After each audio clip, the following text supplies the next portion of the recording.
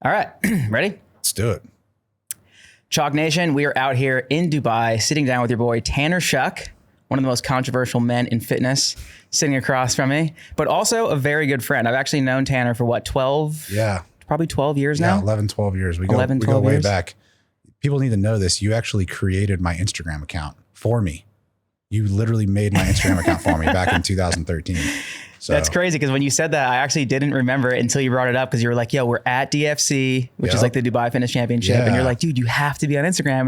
And now I remember actually setting it up for you, which is wild. Yeah, you literally made my account for me. You grabbed my phone and put it all in, created my Instagram account. And that actually, Instagram's changed my life. You know, it really has. Totally. So it's an extremely powerful and important platform that, you know, you and I both rely on. So I feel like social media in general now is like probably equivalent to like cryptocurrency. Yeah. It's like if you didn't invest in it back in the day, man, you're just like I'm so bummed out. Super thankful just how things turned out. It's pretty wild.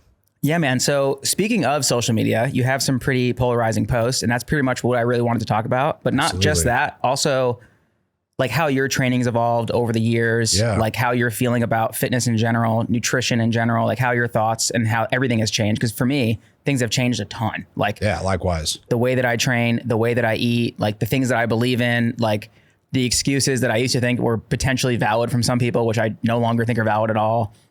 There are no excuses. Yeah, which I love. Yeah, there's no excuses. So first things first, I do want to hit, back in the day, you were an amazing athlete. We both were pretty we were both great athletes. Yeah. When we were 10 years younger, like in our late 20s, we were hitting CrossFit super hard. I'm proud of everything that, you know, I did in CrossFit. You should be very proud of everything you've done. You know, we did our thing. 100%. Sure. So what does it feel like now? Because you have a bunch of injuries. I have a bunch of injuries. Like my left knee is, I think yours is mostly a knee injury as well, right? Yeah. So both my knees, both shoulders, both ankles. My injuries weren't necessarily from CrossFit though. I should really preface that. Mine either. Mine were just bad luck. Yeah. You know, and I played college football too, which kind of led to everything. But yes, I've definitely faced probably more adversity than the average person. So because of the injuries that you have, is there anything that you would do differently in your training from, 10 years ago to now? Is there anything that you would definitely, without a doubt, change? Yeah. One thing, I would not train through pain, and I probably would not train as much. I would still train just as hard because I believe, in training hard and training with intensity. I would rest more and I would worry less about what anyone else is doing. You know, when you're in your like late 20s, you're looking around at the scene and what's going on and how other people are training. You can be influenced by that. But really what matters is how well you do in the competition. You know, do you show up to that competition, how well you perform, not necessarily how much you train leading up to that competition. So I would train less. I would still train hard. I would prioritize even more strength work than I've always prioritized strength because in my mind, that's the most important thing. But yeah, I wouldn't overtrain, and I definitely overtrained. And I think a lot of, high level CrossFit athletes, they overtrain. That's how I feel personally. 100% agree. I definitely think I trained way, way too much. Oh yeah. But you know what's weird is I feel like the community of whatever you're in, whether it's a High Rocks community, which is really big right now, or the CrossFit community, you see the person who's winning and the person who's on top. And the person is always one of those people who's just like a doer. Like they just do more. And everyone thinks like, oh, I need to do that. And it's like, you don't understand is like some people can just handle way more training volume. Yeah. And some people are just, they're going to be good at it regardless. Yeah. You know what I mean? And you can't emulate that. But see, a lot of CrossFitters are just stupid. And I don't mean that in a bad way, but they just don't even look at training from like a physiological or biological standpoint. You have to realize training is a stress to the body. Anytime you go into the gym and you work out, you are stressing your body. And in order to adapt from that stress and actually improve, you have to let yourself recover from that. And so if you're just constantly training, just beating yourself down, you can actually get worse. And I've done that countless times, throughout my training career. I think we're all guilty of it, especially in the sport of CrossFit. Now, CrossFit for health, I think can be treated differently than CrossFit the sport. I think that's an important designation to make. So, I just think when you're really heavily into CrossFit, you need to know what you're doing and you actually need to stop doing CrossFit. What you need to do is just simple strength and conditioning, then get the CrossFit element, the constantly varied element just in your conditioning pieces. That's my opinion. And if I was going to go compete in CrossFit again tomorrow, That's exactly how I would train. So if CrossFit was to start all over again, what would you do differently? Bro, you said this so well the other day, but if CrossFit started all over again, they should just take out all the bullshit, like all of the kipping gymnastics, a lot of the Olympic lifting that people really don't need to do, and just prioritize what really matters. And that's basic barbell strength, basic body weight strength. Do your assault bike, do your rowing, do your running, do your monostructural work. Take out all the constantly varied random shit that really doesn't really offer people much value because you can't measure it. How do you even know if you're getting better if you're constantly doing different workouts all the time? Makes zero sense. So if I was going to go run a CrossFit gym tomorrow, I would literally make it just strength and conditioning. People would be squatting, deadlifting, pressing, doing strict pull-ups, strict dips every week. And then I would make sure they get really good on like a rowing machine, assault bike, running, and those conditioning elements would be measurable and repeatable. Okay. 100%. You know, and dude, like, if you really think about it, do fucking people really need to go do, you know, a workout like Nancy or Kelly or even, you know, Murph, where you just beat yourself into the ground? Well, dude, at the end of the day, I really just think that you can do whatever you want once you've reached where you want to be. You can. Like, it's way easier to maintain and do a bunch of dumb shit and maintain, and people look at you and they're like, man, I want to look like that. And it's like, you don't understand. The person who looks like that, or the one that you're like, man, that's the goal physique that I want. It's like that person did so many other things that were structured and made sense first. Yeah. And now they're doing all these other things. And you have to understand that, like, here's the way I would look at it. All right, dude, back in the day, even still today, you and I are both lean and muscular for sure. We both look good. I think we can say that objectively. We're lean and strong. The reason you and I are lean and strong is because, dude, you were back squatting 405 for over 15 reps. You were deadlifting over 500 pounds. You know, you could do 30 strict pull-ups.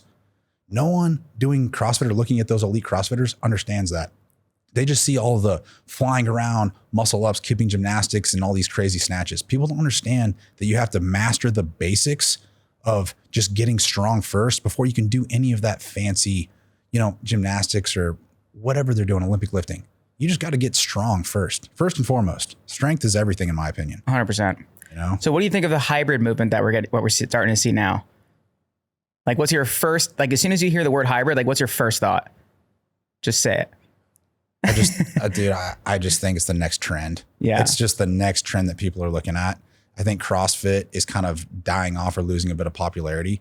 And also there's a high barrier of entry to CrossFit, you know, because if you want to go compete at a, you know, elite level in CrossFit, you got to be snatching 300 plus pounds, clean and jerking 350, and be able to do probably whatever, 15, 20 unbroken muscle ups. It's a pretty high level barrier to entry. And you know what's not high barrier? Just doing squats and deadlifts and running long distances. Mm-hmm. Anybody can do that.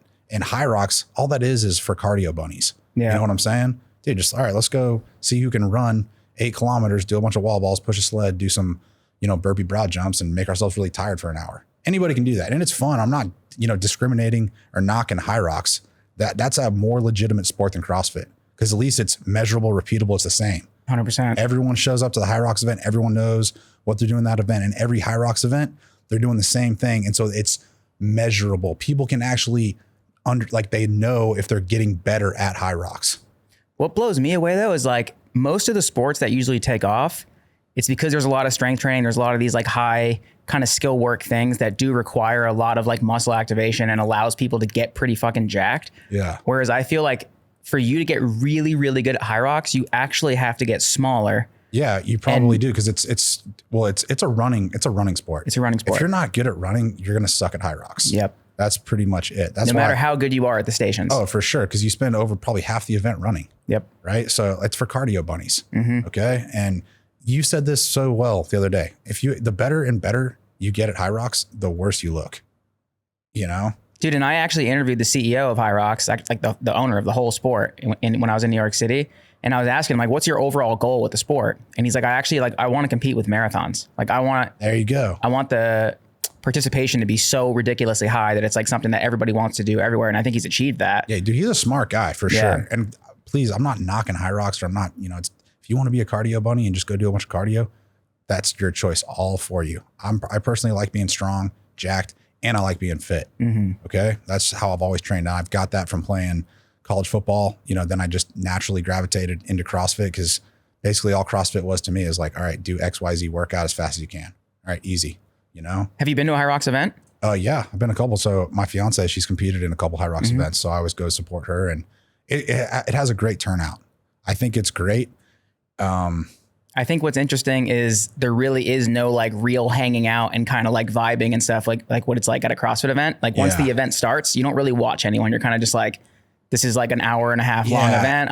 I'm just here to like do my race, get done, see my friends when they finish, but not really like watch them. So I think because of that, it really is just like a really fun participation kind of sport. Yeah. Versus like, and anybody can do it. And I like that. And I think High Rocks overall has had, you know, a huge net positive because it's got more people to go exercise and work out. And as I said, the barrier to entry is low. Anybody can go do a High Rocks event, you know, as long as they're like a, you know, able-bodied human. Not anyone can go compete at a CrossFit event. Not really anyway. Not anymore. Not at a high level. Dude, what I always tell people all the time, because people always remember me as an athlete and they're like, Ryan, I want to be a CrossFit athlete. What should I do? This, that. I was like, dude, I don't think you want to be a CrossFit athlete. And you're like, no, I really do. And I'm like, listen, do you know who got 4th place at the CrossFit Games this year? No one knows. No one gives a fuck, man. Dude, it's crazy. Cause I'm like, they literally look at me and they're like, oh, I don't know. I'm like, do you even know who got 3rd? Do you know who got 5th? Do you know who got 20th? Do you know who got 30th? Do you know who didn't make it? Yeah. Like when you and I competed, you knew people who went to regionals who didn't even go to the games. Like it was, you were back popular. In the day, I knew like the top 20 CrossFitters. I knew who you were before I ever met you. Easily. You, Kenny Leverich, obviously Rich Froning. Who else was big back in the day? You know, Brent Fikowski, he's been doing it for a long time. Yeah. But I knew all those guys. But you knew everything about everyone. Like it was a smaller, I think more close-knit community again. Yeah. And maybe, you know, it hadn't grown into what it was. I think CrossFit peaked maybe in 2015 or 16. And then I think, you know, since then it's kind of slowly been on a downward trajectory. At least that's my opinion. Yeah, 100%. You know? I 100% agree. And I don't think that it's really a big deal. I think a lot of people, when you start talking negatively about CrossFit, they really want to like get offended and start to defend it. But at the end of the day, it's like the history of fitness, there's always going to be trends that kind of like have an up and a down. And it's like High Rocks is the thing now. That's totally fine. Absolutely. And then there's going to be another thing that pops up at some point in time. So like, don't even think of it that way. Just be like, all right, well, this is where everything is going. I'm going to go with it. And then we'll see what happens. Yeah, just move on. And like, I feel like you and I, you know, we did CrossFit, and like, if I could get healthy, and hopefully I will be healthy, I just had my hopefully final surgery, fingers crossed. I would actually like to get back into competing in CrossFit, like as a 35 to 40 year old, because not because I like the sport, because I actually think the sport's stupid, but because I like competing. All right. And I say this with humility. I'm good at it. Like I'm good at it. I was just naturally good at it because it's basically, to me, it's just how fast can you work out? That's all it is. I can work out fast if I want to. I just had that natural innate ability. So that's why, you know, I had some success in it. But if you really think about it, when you go compete in CrossFit, you never actually even know what you're doing. You're just showing up to that competition, and whoever's programming that competition, you're doing their workouts. There's not really a great way to prepare for it. And every year at the CrossFit Games, you're basically at the whim of whoever's programming that year's game. So probably Dave Castro. So whatever arbitrary fitness movements Dave Castro thinks are important at that year's games, that's how they measure fitness. Okay. And like, to me, doesn't make a lot of sense because every year's different. You know, obviously you had the dominant athletes. You had Rich Froning and then Matt Fraser, who's the most dominant ever, unquestionably, undeniable. He was just better than everyone. Yeah. All right. But since then, there hasn't really been another dominant male athlete. Tia Claire Toomey, she's obviously the best ever female. Yeah. No question. Insane. But probably could beat half the guys. Yeah, she probably could. And much respect. I have nothing but respect for all these elite level, high level CrossFit, because I know how hard it is.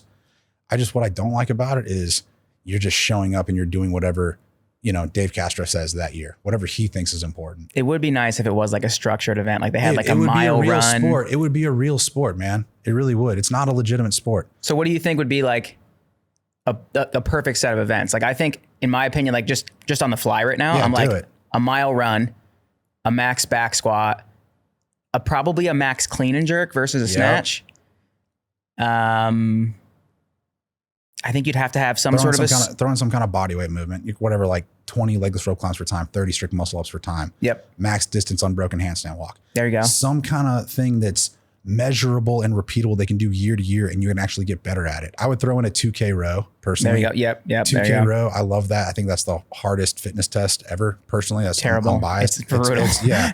But dude, anybody can do it, and you can always get better at it, and you can always be getting stronger, you know? So I think CrossFit would be way better if they did that. I think CrossFit would be so much better if they just took out the constantly varied aspect of it, and it was just structured. It would be a real sport. Like, here's how I think about it. Dude, is there anybody that's going to get a college scholarship playing CrossFit?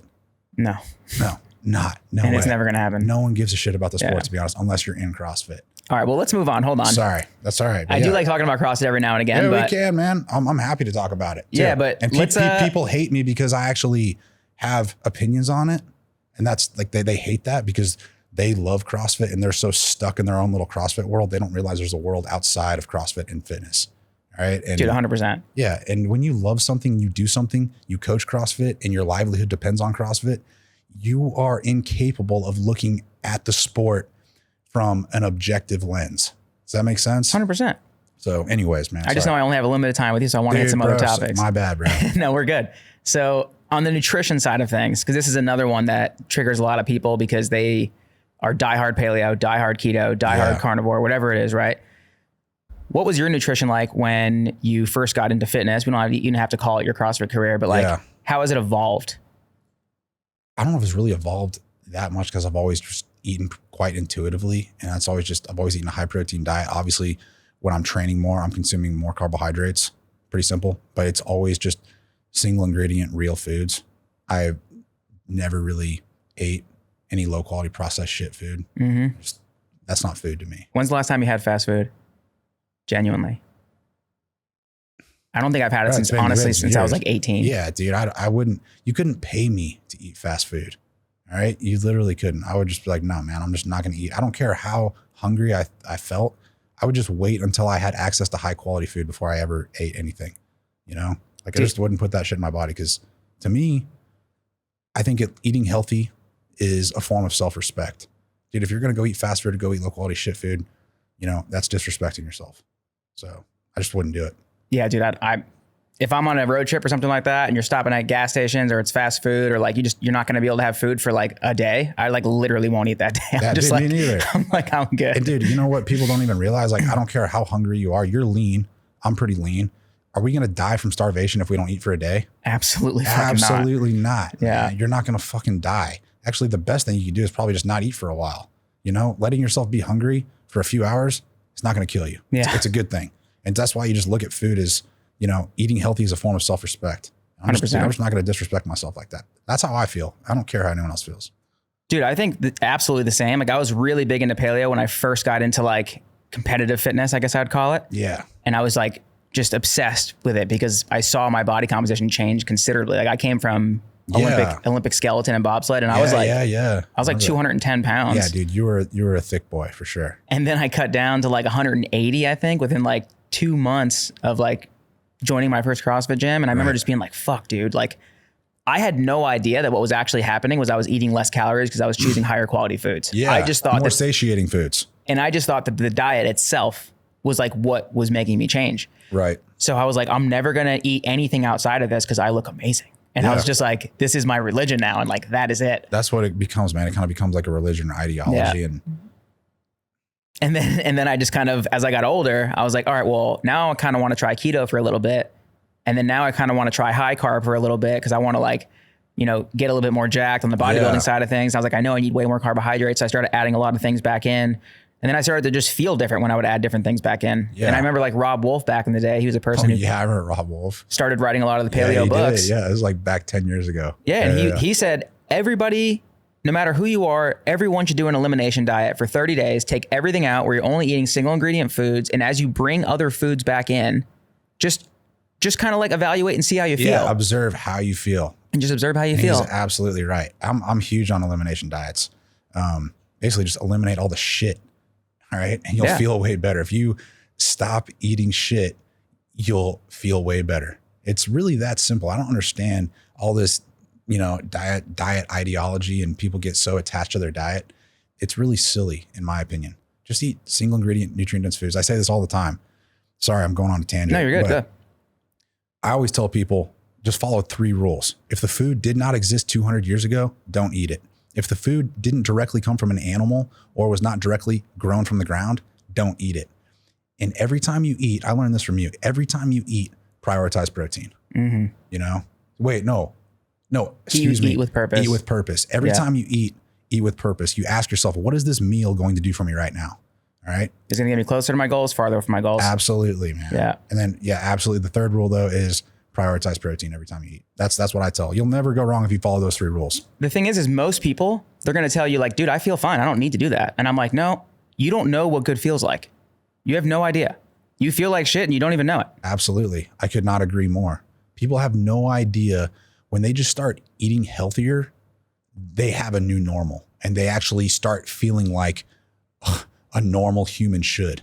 Okay. That's like so true. Bro, it fucking bothers me so much when somebody's like, you know, I like to eat this and I like to eat this and I like to eat that. And I'm like, yeah, that's cool. But like to get to your goals right now, we can absolutely keep eating that and then just eat less of it. Or we can change what we eat, which in my opinion is going to make hitting your goal a lot easier. Way better. Easier, so, way easier. For how long have you been struggling with this goal for? It's going to be like X amount of time. And I'm like, okay, so eating less isn't going to work that well. So let's do the other one, which is change what you eat. And I guarantee that when you change what you eat and you go back to eating that, you're going to be like, oh, I had no idea that this was making me feel like shit. Seriously. There's so many, fitness influencers and trainers saying this. Hey, you can eat whatever you want. You just eat less calories. Really what they're saying is, hey, you can keep eating shit. All right. Wait, I need to really think of that. All right. It's like, hold on. I know what I'm about to say. It's like, they're saying, keep eating shit, just eat less shit. Yeah. And you and I, what we're saying is just stop eating shit altogether. Yeah. That's it. Dude, I can't stand, like, all of social media at this point has just become this, like, the softest culture that I've ever been a part of in my entire life. When we first started, you and I were both always like very polarizing. We said what we said. It grew our followings. People really enjoyed it a lot. And then what's going on now is, I mean, people still enjoy it and they really respect it. And I think that you have your own kind of cult of people. Yeah. But I would almost say there's more people kind of voting on the body positivity movement than like being told like what actually needs to be said. Like I think it's really tough. I could riff on this so hard, bro.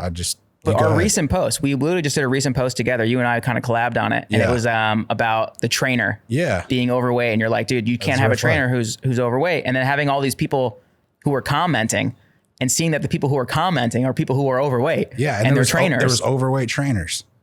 Dude, I'll look at it. It's black and white to me. All right. That's just kind of how I look at life, in many ways, not for everything, but in a lot of ways. Dude, it's not okay to be fat. Okay. It's not okay. It's not healthy. It's not good for your bones. It's not good for your joints. It's not good for your internal organs. It's not good for your overall health. It's not good for society. No, it's not. All right. It's not okay to be fat. And the sooner you realize that, the healthier and happier you will be. All right. And no one's born fat, bro. Like that's the thing. No one has to be fat. Obesity is unequivocally a choice. You know what I'm saying? So on that, I'm going to hit one of your big quotes here. We have, obesity is a made-up disease. It's directly related to the food you eat and your activity level. No one is born obese and no one must remain obese. It's not your genetics either. It's your lifestyle. Your health is a personal responsibility and your health is your choice. Tell me that those are true statements. 100%. Dude, I actually asked ChatGPT before this podcast. I was like, tell me something about being fat that most people don't realize. And the first one that it says is being fat is often a choice. While some people face genetic or hormonal medical conditions that contribute to obesity, for the vast majority, being overweight is the result of lifestyle choices, overeating, sedentary behavior, and poor dietary habits. Absolutely. Blaming genetics, this is fucking ChatGPT. Blaming genetics or society is often an excuse. Studies show that genetics play a role in body composition, but environmental and behavior are the dominant factors in weight gain. Without question. Insane. That's not even a debate. 100 years ago, no one even knew what obesity was. That's why it's a made up disease. Yeah. Like seriously, if you think about it, no one is born fat. No one must remain fat. It's literally directly correlated to how much food you eat and your physical activity level. I actually just made a post yesterday and it says, if you're out of shape, it's your fault. Stop blaming time, age, or genetics. Fix your habits. Absolutely. And there's people who commented on it and they're like, dude, you don't understand. My lifestyle has changed so much and I've put on so much weight and all these different things. And I'm like, exactly. Your lifestyle has changed. And because of that, you're picking a lot of convenient foods. And because of that, you're putting on weight. Absolutely. And another thing that a lot of people don't realize is like, okay, so maybe you did have a baby. Maybe there's a couple things going on where you're getting less sleep. Do you know what's actually happening? You're awake longer. So now more time to eat. Yeah, absolutely. And when you're sleep deprived or you get less sleep, you eat more, you overeat. Yeah. You're actually, your ghrelin hormones increase. So you actually are more hungry than the person who got more sleep. You are. So you're at a disadvantage by not sleeping. Dude, sleep is the first thing that really everyone should fix when it comes to their health. Like, I think before you even worry about your training or your diet, dude, just fix your sleep. And that's going to like basically help you so much more in your journey of health. Sleep's of the most importance, but dude, I could not agree more with those statements. 100%. So I think it's interesting because in my opinion, fat shaming is good for men, but negative for women. Like if you say it on the female side, they definitely do not take it well. It's not a great kind of coaching mechanism for them. But on the male side, I've actually seen that. I mean, I don't do like direct fat shaming or anything like that, but when you do make a post that is relatively direct, these guys will reach out and they're like, dude, like you've helped me change my life because you said this or you said that. And like, I needed to hear that. Like I needed that tough love and all these things. And I'm like, dude, this is amazing. It's so cool that this is the language that, you know, absolutely helps on the men's side. I get messages every day. I just got one, I think day before yesterday. Like he just said, hey dude, thank you so much. You made me realize I was a fat piece of shit. All right. And you made me realize I had to do something about it. And I know my direct, honest approach is not for everyone, but I don't care. I don't try to be for everybody. I want to help those that want to help themselves. And people, they confuse morality with fragility, if that makes sense. People, if you're easily offended, I don't think a guy like me or even a guy like you, you know, our message is not going to resonate with them. But that's all right. But if you can understand and you accept reality and the truth, then I think you can get a lot of value out of the message that we offer. If that makes sense. 100%. It's just, you know, and that's just how I think about it. It's not okay to be fat. And if you are fat, I think this is very controversial, but I actually believe this. If you're fat, you are choosing your food over your family. All right. Every day that goes by that you choose not to lose weight and you choose not to change the way you eat, you are choosing your food over your family. You are literally, when you're fat, you are not going to live as long. That's not even a controversial statement. Mm-hmm. You're just not healthy. You're metabolically unhealthy. And you're going to die earlier, whatever chronic disease it could be, heart attack, diabetes, cancer, doesn't even matter. Obesity is just the worst thing you can really do. And it's completely preventable. And when you choose your food over your family, I mean, that's fucking selfish in my opinion. Dude, I've told people in my one-on-one coaching programs, I'm like, dude, you have to understand, like food is designed for you to overeat on it. Like there's people that spend processed foods. Yeah, there's people that spend their entire career trying to figure out how to make you eat more of the food. There's actually an amazing book. If you've never read it, you should definitely read it. It's called Salt, Sugar, and Fat. I've read parts of that book. Yeah. Such a good book. They actually talk about how they use different types of salt. So when it hits your tongue, it makes you want to just go fucking crazy. And they actually describe Cheez-Its, for example. Yeah. They said it tasted like cardboard with the original salt that they used. And then they changed it to like a kosher salt or something like that, where it has, if you look at it under a microscope, it has like a very particular structure to it. So when it hits your taste buds, it like actually increases like that dopamine in your brain. Absolutely. It makes you crave more. Yeah. So I'm going to go deep on this one for a second, but like essentially the different kinds of sugars, the different kinds of fats, the different levels of fats, different levels of sugars, different levels of salt, all these different things. That's why people are always like, are you a salty person or a sweet person? Because like, you know, when you go on one side of the spectrum here, it makes you want to overeat on that food. And I like to tell people, listen, there's an inanimate object on a shelf in a grocery store that has more power over your body and your future life than you do. Yeah, they're slaves to their food. If you actually think about that, that is fucking crazy. Yeah, like I've made some pieces, you're right. Yeah. I've made some pieces of content that, you know, were quite polarizing, but I said just straight up, fat people are sugar junkies. All right, that's all they really are. They are addicted to their food. They are slaves to their food because they grossly overeat low quality processed foods full of carbs and fats that are chemically designed by evil food companies to be overconsumed. So when you just cut out all the low quality shit food out of your diet and you have that binary perspective of food, whether there's real food and then there's shit and you just cut out the shit, you're going to be so much better off. And people, another thing, don't realize that this, you probably know this, but tobacco companies, all of their scientists, they went to food companies and they just started chemically designing foods to be overeaten. So they throw off humans' natural satiety hormones, leptin and ghrelin. Mm-hmm. It's like, it's all for profit. It's all greed. And if you look at it, you know, in my opinion, it's evil. And the best thing that you can do is just take control of your health and just understand what food is for. Eat for purpose, stop eating for pleasure.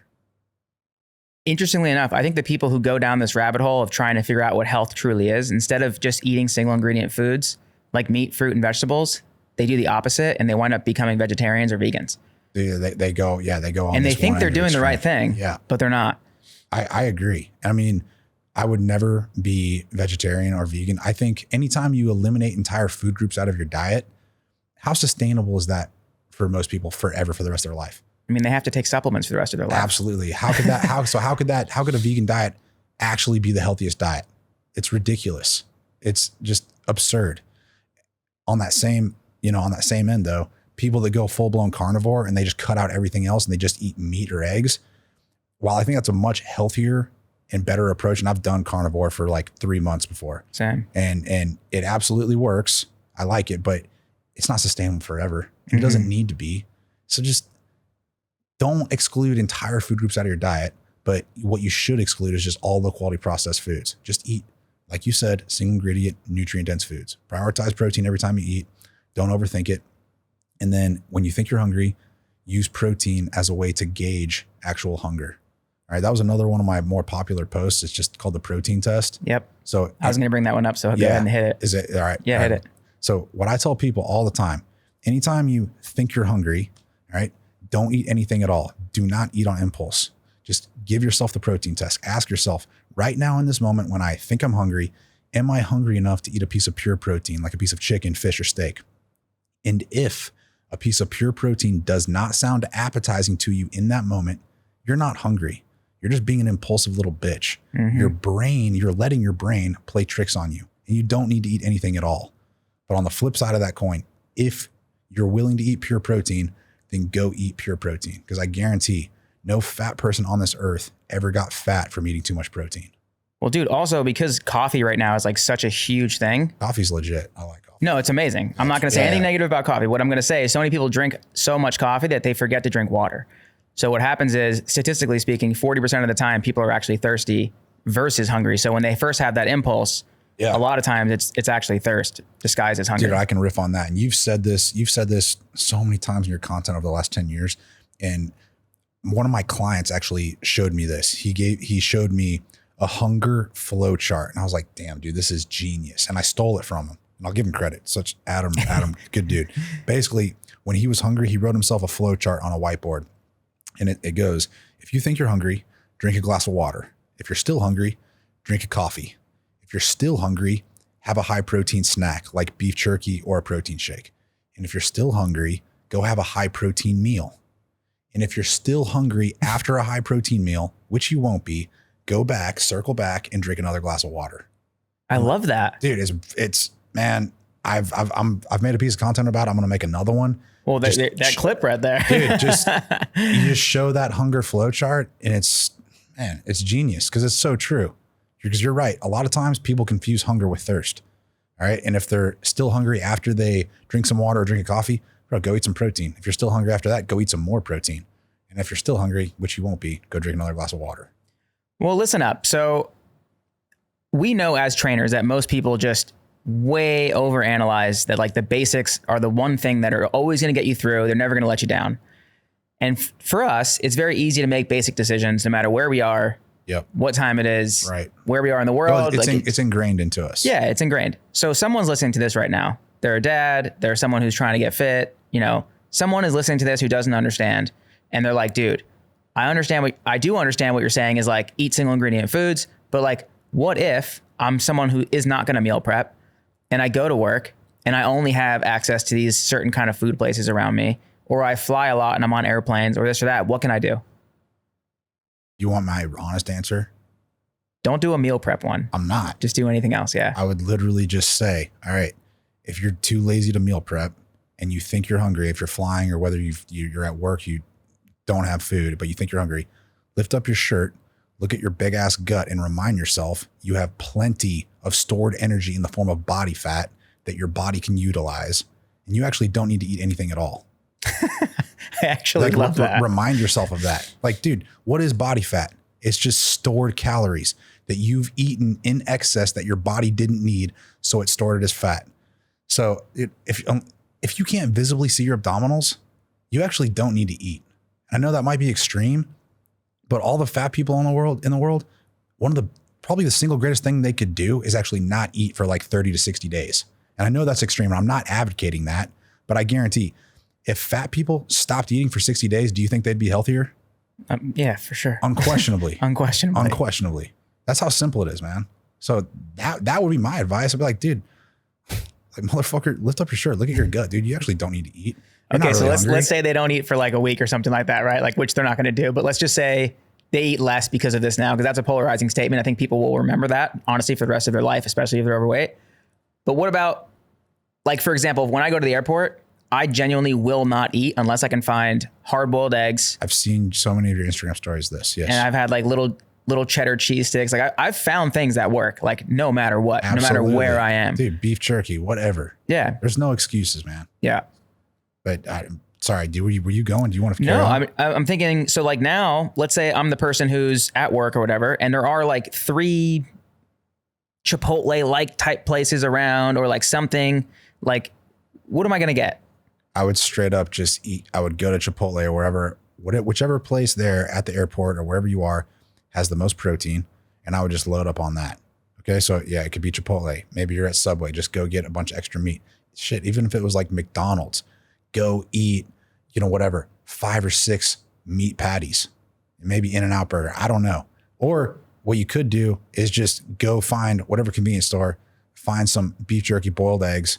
And if you can't find any kind of protein, you could always go, and I don't really like this, but you could do it. You go buy like a pack of almonds or nuts or something like that. That would be a better alternative than going to eat some kind of low quality processed food that's full of sugar, carbs, and low quality fat. Yeah, I think people just don't realize, because like the first thing they're going to think is like, all right, you want me to go get fucking hard-boiled eggs and a fucking cheese stick or something like that. Like people see me like when I'm traveling around, like I'm here in Dubai and I posted a lot of stuff of me going to the grocery store versus fast food. I saw that. That was a good piece of content. The McDonald's, you didn't do that. You went to. Well, dude, that's like, it's killing me right now because everyone is making these posts. Like, here's the best thing to get at McDonald's, the best thing to get here, the best thing to get here. I'm like, dude, the best thing to get is to just fucking don't go there, because the best thing to do is just respect yourself and raise your standards and never eat McDonald's. Well, dude, when I was making that video with my videographer guy, it was my first time ever filming with him, and he was learning stuff along the way. Yeah, that guy and he was like, dude, this is crazy, because like he was the guy who was getting fast food typically. Yeah. So he's like, what if the grocery store is far away? I'm like, it's not. Watch. So we drove to a In-N-Out burger and we drove to a McDonald's, and I just pulled up on my phone on GPS and I was like, grocery store. Dude, there was literally 5 that were within the same amount of distance as the fast food place. And I was like, dude. So what I did was I actually put a timer on my phone and I ran into the grocery store and I got hard-boiled eggs and a thing of cottage cheese and some cantaloupe. And I ran out, and it literally took me 4 minutes and 30 seconds. And it was less expensive, more affordable. Less expensive. I got way more food. So I'm going to be way more full, higher quality protein, way higher protein in general. And then the fucking In-N-Out line, I probably would have still been in the line. It was like a 20-minute line. Dude, it's bullshit. And then if you go to McDonald's, you still have to wait for people to like do all the things, put in your little bag, do the payment, all the deal. And I'm like, dude, it is the same amount of time. Like, real fast food should be grocery store. That's what fast food really is. I really like that, dude. You just get out of your car. That's a piece of content right there. Real fast food is just go to the grocery store. Yeah. Absolutely. And you're going to get some steps in on the way over there. Yeah, for sure. You know what I mean? Instead of sitting in your car like a fat fuck. Yep. I don't understand the whole thing, because what happens is a lot of people, the first thing they're going to think of is like, okay, so you want me to eat hard-boiled eggs out of a fucking bag and have some cantaloupe and some cottage cheese or whatever. Like, that sounds boring as fuck. And I'm like, yeah, because you're addicted to this food that you think is good for you. And it's not. And you're also so weak-minded because now this food actually has more control over your life than you do. Absolutely. So like, it's like telling someone to stop smoking. They're just like, no, I don't need to fucking stop smoking. I know a guy who lived to like 100 years old. You know what I mean? Like whatever it is, right? Or like, no, I'm not going to stop having lattes instead of like Americanos because like I fucking love lattes. It's like, all right, well then stop complaining about being fat. There you go. That's it. It's everything in your life is a choice. Mm-hmm. And dude, if you're going to choose your food over your health, that's fine. Just be honest with yourself. Admit that. All right. That's the truth. And you have to realize, man, humans, we are animals like any other animal on earth, except humans are the only animals on earth that suffer from obesity. The only exception to that is animals domesticated by humans, like fat dogs or fat cats. But for all intents and purposes, humans are the only animals on earth that are fat. Okay. That's because humans eat for pleasure. They eat out of boredom. They eat for entertainment. They eat when they're stressed, or they eat shit. Right. They eat food for the wrong reasons. Okay. So eat for purpose, eat less for pleasure. When you adopt that mindset, you are going to be so much more successful, so much happier, healthier than everyone. Dude, I tell people all the time too, because people are always asking me like, how do you have so much willpower and motivation and all these different things? I'm like, dude, I genuinely, you're gonna laugh at this. I'm like, I get like sexually aroused at how disciplined I am versus other people. So like when I go to the grocery store and I get the fucking chicken breast and the yogurt and and the fruit and I sit outside on the bench, I just watch people walk by and I'm like, I'm better than you. Oh, for sure. You know what I do? Actually, like I have more discipline than you and I love it. My fiance and I, every time we go to the grocery store, we look at other people and what they're eating, what they have in their shopping carts, and I judge the fuck out of them. I'm just like, dude, what the fuck is these people eating? They're literally poisoning themselves. They don't even realize it. Just by eating that low quality processed shit food, packaged foods, it is mind boggling to me. But I should preface that. I should say most fat people, you can say it's their fault, and I do agree it's their fault, but most fat people, what they are is they are just misinformed and uneducated. Mm-hmm. That's really where it comes down to. But then you can also look at it from the perspective, well, you need to take responsibility for your life and you need to educate yourself. It's your choice if you want to remain misinformed and uneducated. So just take 100% responsibility for your health and your life and just fucking cut out all low quality shit food. And you're going to be so much better off. Dude, we're in this entire age of like hustle culture. Like everybody wants to make more money, but nobody wants to take care of themselves. It's like, dude, I'm telling you, man, you can have all the money in the world, but if you're fat, I don't think you're rich. I don't think you're successful. I'll never look at a fat guy and think, oh man, I want to be like that guy. I made this tweet the other day. I said, a man who's rich but out of shape isn't successful. He's well-funded mediocrity. Dude, that's well said. I agree with that 100%. Like, dude, the ultimate flex, you've said this too. The ultimate flex is maintaining your physical youth as you get older and as all your friends get older, more or less. You might be able to say that 100%, because they're going to be getting like more and more overweight, more out of shape, and they're always going to be asking you for tips. Absolutely, man. Like you and I think we look pretty much the same. I haven't seen you in like 10 years. Bro, you look the same. You look great. Me, I feel like I looked very similar to how I did 10 years ago. I just have a little bit less hair. But for all intents and purposes, man, dude, we both still look great because we've just always prioritized our health. And we also never stopped training. We never stopped moving. And what people don't realize, like everyone can be fit and healthy in their 20s whenever they're active and playing sports. But you know, when life kicks in and you have a family, you have a job, you have to realize your body doesn't give a shit about your job. Your body doesn't care about your family. Your body only knows what stress and stimulus you provide it. So it's your responsibility to keep working out, keep training, no matter how old you are or where you're at in life. So I think another layer to add on top of this is one of the biggest reasons that people can hit their goals. I shouldn't say can't, but like choose not to. They choose not to. They get veered off track, whatever, is because of outside forces, right? It's other people having some sort of judgmental thing to say at the end of the day, which is usually a mirror of their own insecurities, right? Your discipline is a mirror of other people's insecurities. So as soon as they see you doing something that they can't do, they have something negative to say. Yeah, and I have this amazing story that I'm hoping you have something similar, because I just feel like this has been so impactful for some of the people that I coach, and they literally has like thrown a light bulb off in their brain here. So I was at dinner one time with some really good friends of mine, and this guy was like giving me shit. This guy that I didn't even really know. He literally was just like, why do you always like order like blah, like, you know, and then they always get wine, and like, he's like, why do you never drink? Like one drink's not gonna hurt, bro. And like, why are you always ordering like just that? Like, you're not even gonna get any sides. Like, we all got all these things. You're not even gonna try them, like kind of thing. And this went on like probably on 6 different weekends. But the first like 1 or 2, I just was you let it slide. The first 1 or 2, I let it go. The third one and the fourth one, I was kind of getting like agitated. Yeah. But I was like, the first two, I didn't really like say anything. I kind of just like, oh my God, like whatever. Yeah. And then the third or fourth one, I was like, hey dude, like I'm in fitness. Like if you knew for sure that like eating these foods and you looking not as good was going to directly correlate to your bank account, I think it would be easier for you to maybe say no to these things. But then he kind of like was like, oh yeah, like whatever. But then like still made me feel like shit. And then on the very last one, he was like, dude, it's not a big deal. And I was like, how many times have you said it's not a big deal? I was like, my goal in life is to never be mediocre. And you are literally a perfect example of mediocrity looks like. And I never want to look like you. That's why I don't eat like this. Leave me the fuck alone. Good. And I was dead serious. And the guy literally curled up into like fucking fetal position. Yeah, it probably shocked him. He like was not ready for it. And then I saw him just pissed off the whole night. And I never saw that guy again. My friends were pissed at me because I like snapped at the guy, the whole thing. And he's like my best friends. I actually felt bad about it later on because I was like, I felt bad because of my friends. I got it. I wouldn't have felt bad, but 365 days went by, a full year. This guy messaged me on Instagram and he was like, hey bro, I've been thinking about what you said to me for an entire year. And I actually want to get in shape. And I want you to know I was really, really upset in that moment. And I fucking hated you with like all my heart, but like, tough love, dude. This is probably the best thing you could have said to that guy. But he's like, I really, really needed it. And like this, he's like, I want you to know this is really hard for me to write you this. But like, I just want to add like whatever you think I should do to like lose this like 20, 30 pounds, whatever it is. So because of that story, I want people to understand is like, when you are disciplined and you feel like people are judging you negatively, they actually are. Dude, what they're doing, jealous. What they're doing is they're projecting their own insecurities on you. All right. They are trying to drag you down to their level because they're too fucking lazy to bring themselves up to yours. 100%. That's the truth, man. Yep.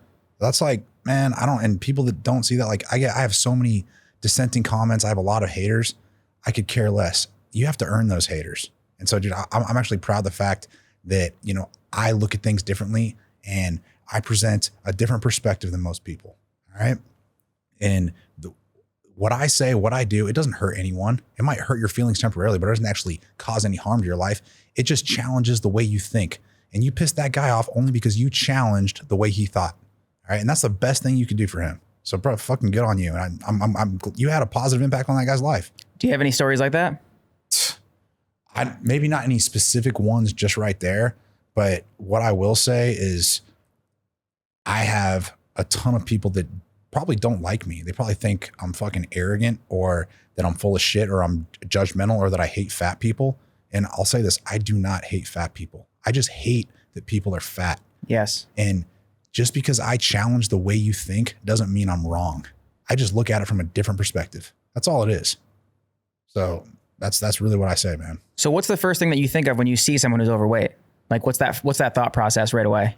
They're killing themselves. They're literally eating themselves to death. And then I get kind of sad. So if it's like socially acceptable, you go up to them and say something, what do you say? I would never go out of my way to like fat shame someone and say like, dude, you're a fat piece of shit. I would never do that. If someone asks me, I'll straight up tell them. I'm like, dude, you're poisoning yourself. You're literally going to die if you keep eating that way. I mean, just look at them. That's what I'll say. And I'll just give them my input on that. But I'm not going to go judge them or go out of my way to do it. Because at the end of the day, man, everyone has freedom of choice. Everyone has free will. So people are going to live the way they want to live. And who am I to say not to live that way? So I just look at it like that, dude. I just put my opinion out there like anyone can do. All right. And the thing that you've done well, the thing that I've done reasonably well is we've just put our opinions out there and it's caught traction and people have followed us. So that's what I say. But I also think when you ask me, the first thing I think when I see a fat person, I just think they're eating themselves to death. And I get kind of sad. And then I just realize more than likely, they are just misinformed and uneducated. And sometimes they need a slap in the face to wake up. That's what I think, man. Dude, it's crazy because I think it's very interesting that you can choose health and someone will say something like me being at dinner. Why do you always order just like only a steak and you don't eat the sides and you don't have wine and this and that? And like there's never been a part of me, even the polarizing part of me, that looks at someone getting like macaroni and cheese and fucking a whole bunch of other like pizzas and all the shit right next to me at the same restaurant. And I think to myself, like, I want to go over there and be like, hey, why are you being such a fat fuck? You know what? Like, what do you like? Why are you choosing to be a fat fuck today? Yeah, dude. Like that's honestly just flipping the. How do you say? I'm trying to say like basically you're flipping the script. You're flipping the script on them. But it's like that's a good point. How has that never been a thing? It's the same thing with drinking alcohol. It's like, why should I have to justify the fact that I don't want to drink versus the fact that you are drinking? Like if you're drinking, why can't I ask you, hey, why are you drinking today? Yeah. Versus like, hey, why are you not drinking just today? Because it's like so societally acceptable to drink alcohol and just be fat. Dude, it's fucking, I can't wrap my head around it. Yeah. Well, dude, I feel like you and I we are of similar minds. Yeah. There's not many people that think like you and I.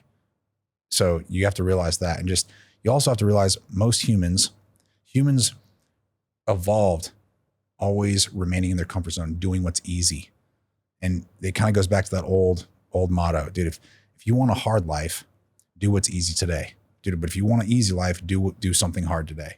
And dude, people are just, again, they're just lazy pieces of shit. Most people are just lazy and they're always going to do what's easy. And that's just how you have to think about it like that, man. Like stop doing what's easy. I think something that people can do right now, if you're listening to this right now and you're just like, man, like I understand these guys, but like, I just don't have that kind of discipline. I don't have that kind of mindset. Like, what could I do?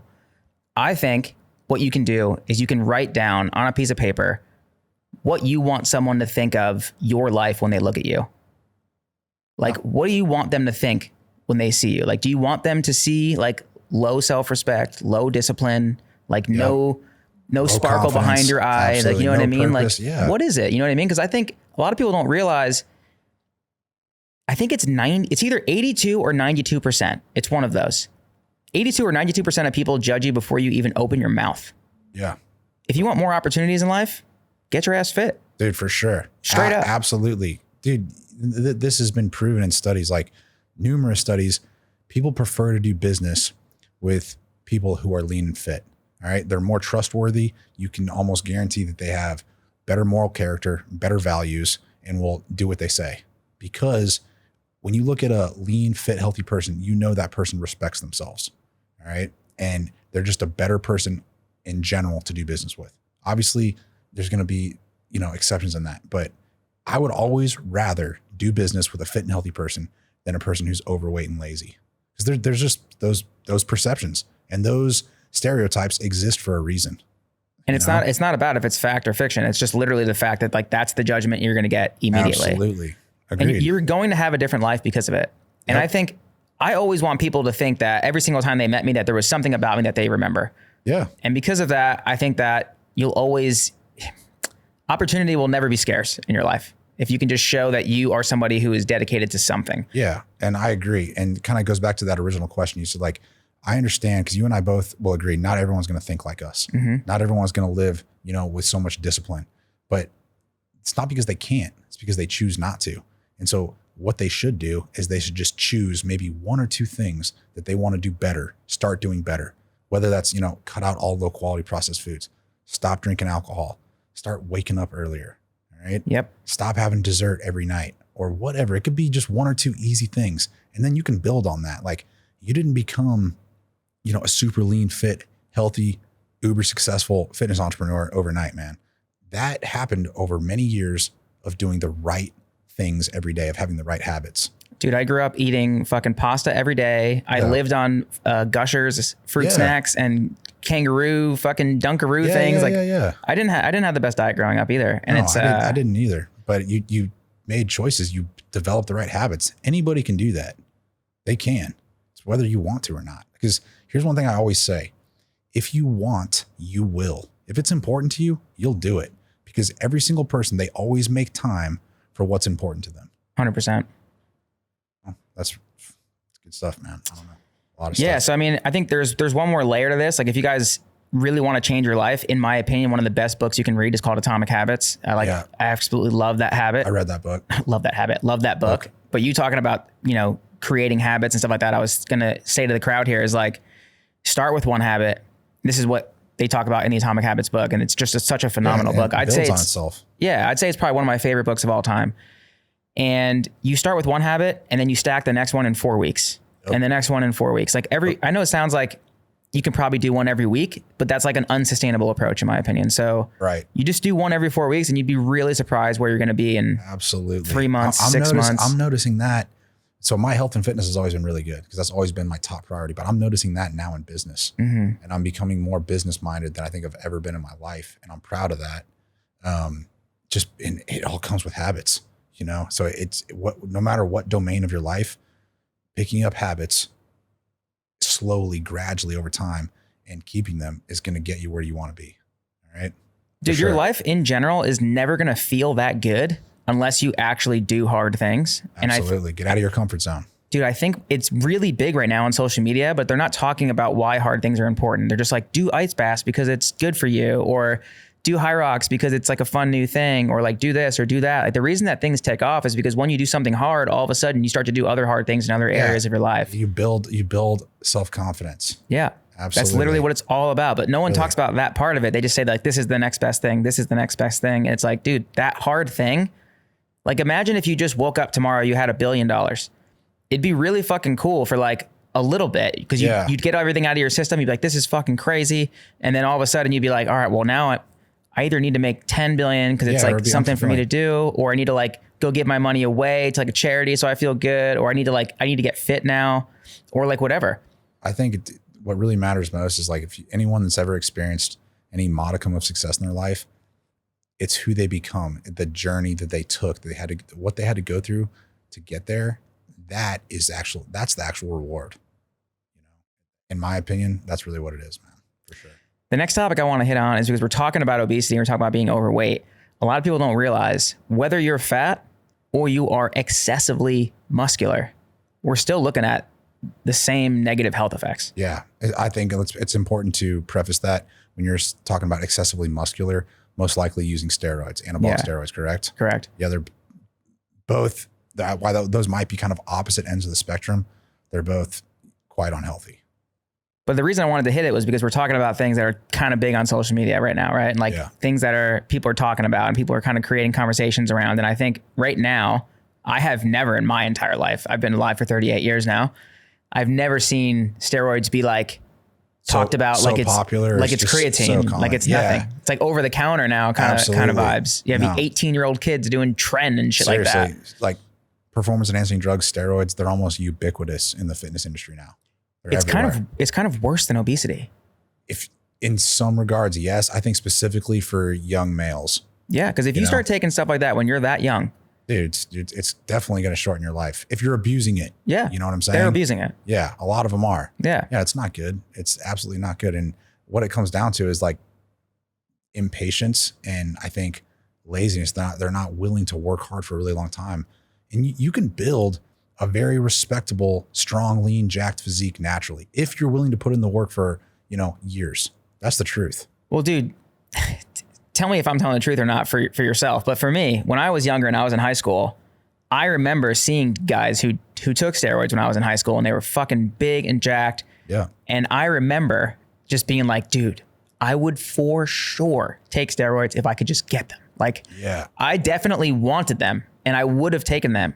And I remember being in an exercise science class when I was in high school. We had like our gym class, sometimes we'd be in the gym and sometimes we'd be like learning about exercise science stuff. It was pretty cool, actually. Yeah. I don't know what they do now, but at the time, I remember them telling us a study and it was them trying to tell us to not take steroids. And they're like, hey, we did this study, not in our school, but it's like a big study.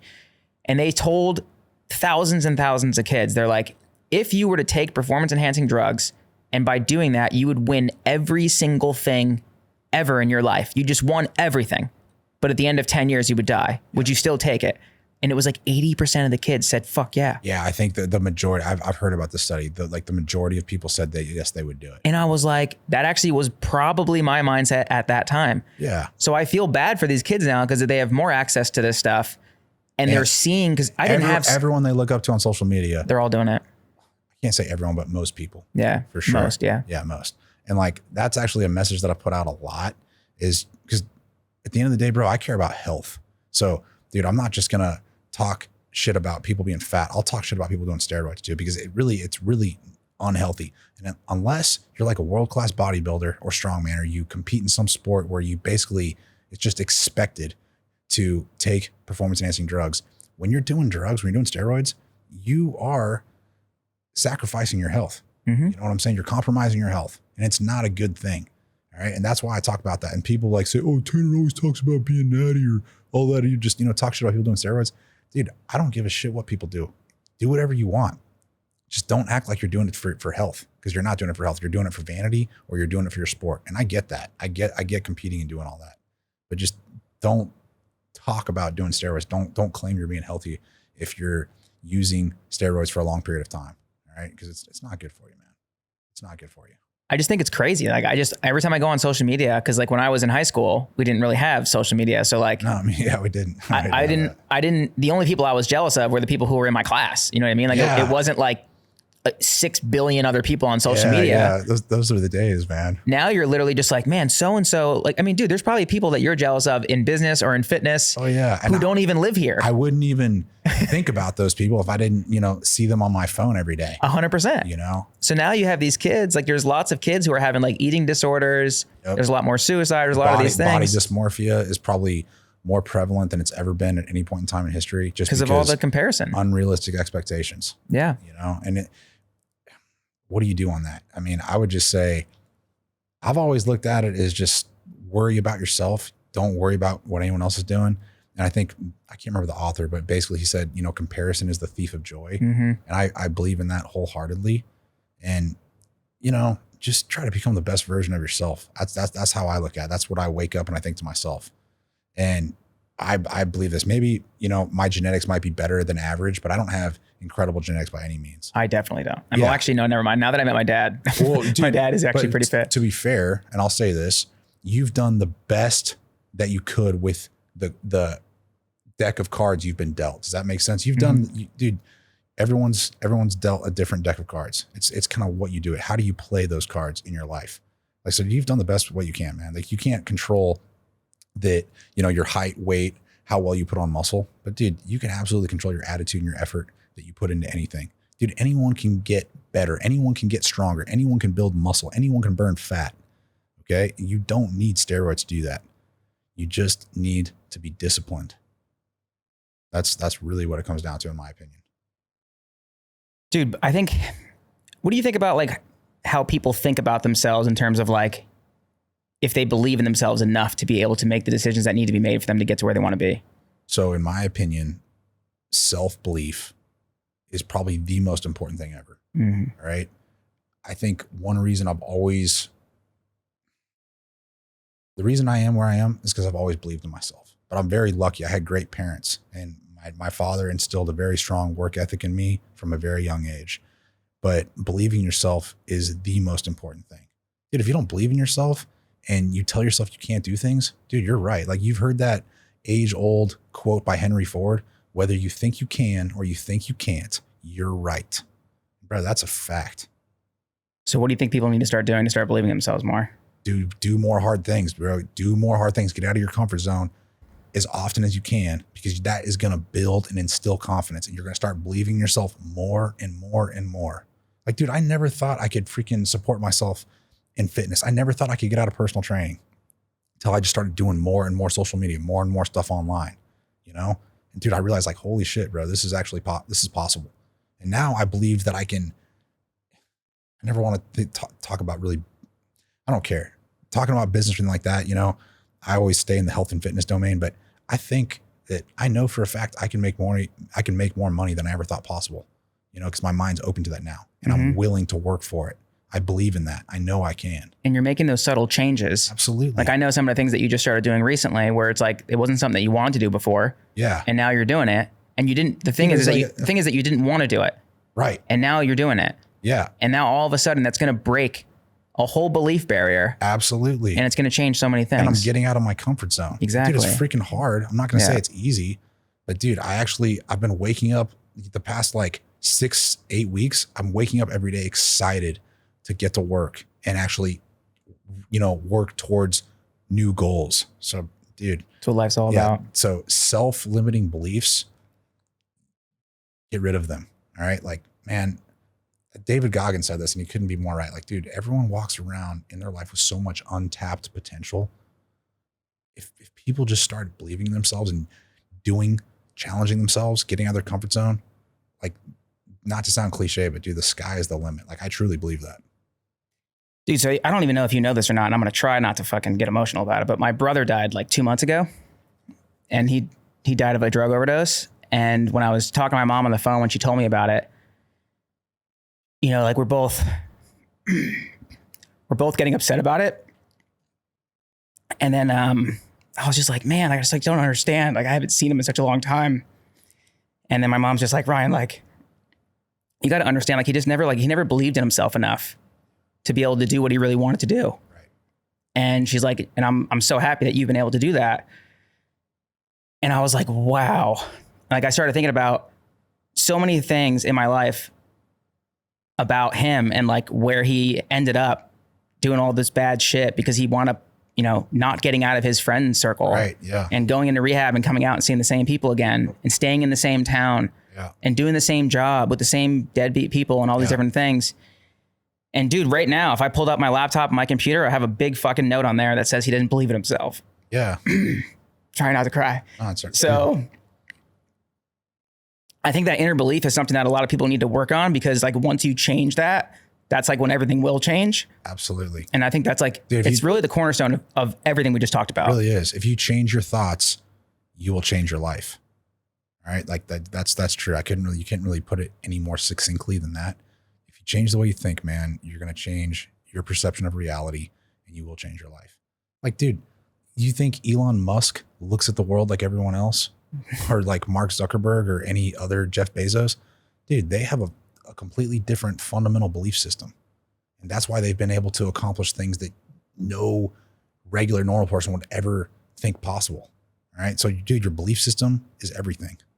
So dude, you couldn't be more right about that. And people definitely, they need to acknowledge that. All right. And yeah, be particular about the people you surround yourself with. Be particular about where you live, what job you do, what environment you expose yourself to on a day-to-day basis. Dude, I always say your diet is so much more than your nutrition. It's who you hang out with. Right, it is. Absolutely. It's where you live. It's what you consume. The thoughts you tell yourself. Absolutely, man. Diet is like a 360-degree approach to your life. Bro, for sure. I actually haven't told really anybody this. You mentioned Atomic Habits. That's a great book. This one book I read changed my life. I was 22 when I read it. It's called The Success Principles by Jack Canfield. And people get all this, oh, that's one of those self-help book bullshits. I'm like, no, bro, that shit fucking is real. Okay. And like the number one and number two principle in that book are the most important. The first one is take 100% responsibility for your life. The number two principle is decide what you want. And then another thing I got out of that book is to actually write down the things you want to do. And this is like that kind of bullshit, whatever cliche things. They're called affirmations. Dude, I fucking put yellow sticky notes on my bathroom mirror of the goals of who I want to be. And I fucking read that shit every day. I don't read it every day, but I see it subconsciously and I work towards that. And dude, all of those things that I've put on the sticky notes, I've accomplished in my life. I have that on the back of my phone. Like my screensaver is my notes. Bro, that's a fucking affirmation right there. Yeah. You know? I read it every day. Yeah, dude. You ever had a vision board? I don't actually have a vision board, but I have just a lot of sticky notes on my computer. It's the same principle. Dude. Yeah, same that shit thing. works. Like I had a vision board in college. I have a vision board on the back of my computer right now.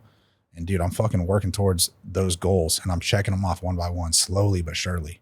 But when you have those things in your subconscious brain, in your brain, dude, you literally subconsciously work towards that, whether you realize you're doing it or not.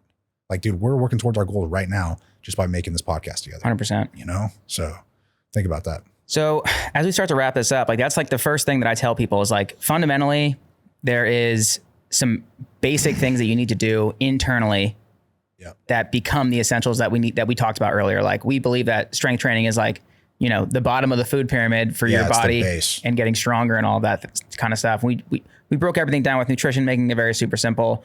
But then the mindset part of it is very, very important as well. And I feel like it really comes down to what is your mission? Just like a business has a mission. Like what is your mission for yourself? What is your vision for yourself? What are the non-negotiables that you're going to have for yourself? And what are you going to do to get closer to that? Because the first thing you can do is you can start acting like the person that you want to become. So if you want to be fit and healthy and you're in the grocery store, what would the person who's fit and healthy put in their fucking grocery cart? Because you might look down and be like, you know, halfway through the grocery store and you're like, all right, well, I guess I probably got a few things in here that I probably shouldn't get. Right. So I might take these out. Oh. Also, conversely, it's like, what would I do to destroy my journey? If I don't know what to do, what would I do that would be the opposite? So I would never get to my goal. I would probably not get good sleep. I would probably get shitty food. Probably skip workouts. I probably skip workouts. You know what I mean? Yeah. Just be undisciplined. Yeah. So like the first thing is starting to build that mindset of where you need to be and what you need to do to get there. So just like we say, train with purpose, eat with purpose, live with purpose too.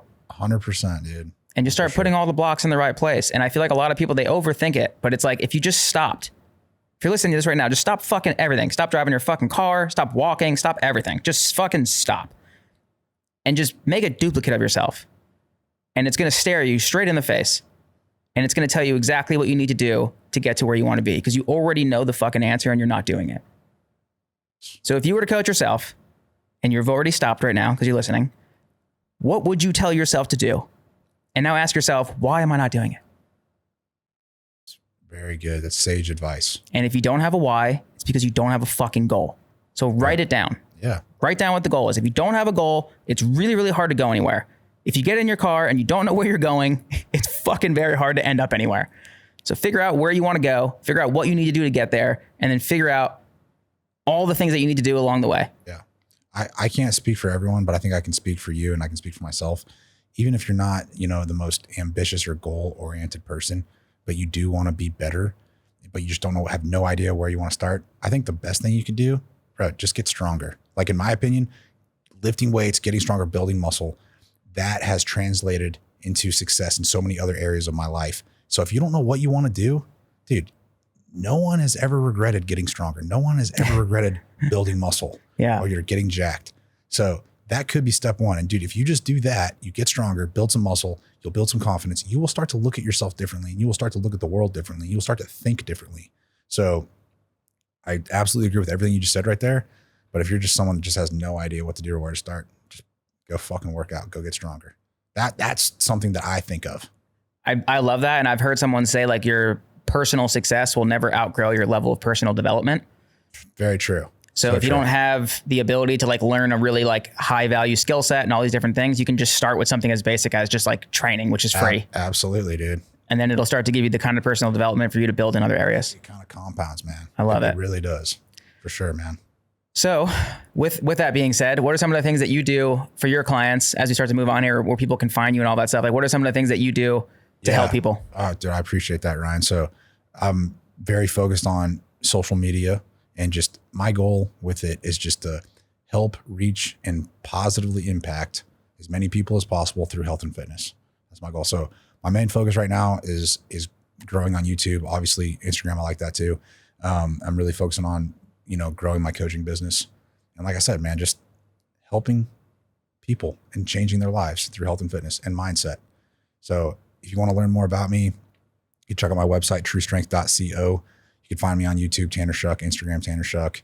And yeah, I would be happy to help anyone and everyone that's willing to help themselves. I love it, man. Thank you so much for being on the show. Brad, thank you for having me, man. Good friend. Great conversation. I hope you start these podcasts back up, man. I was always an avid listener. So dude, I've gotten so many messages from people just this week. They're just like, dude, I saw you're doing some podcasts. I'm so hyped. So yeah, well, dude, bro, you should absolutely do it. And I'm, honored that you had me on your podcast, man. So thank you. Yeah, man. All right, guys. I'll see you in the next one.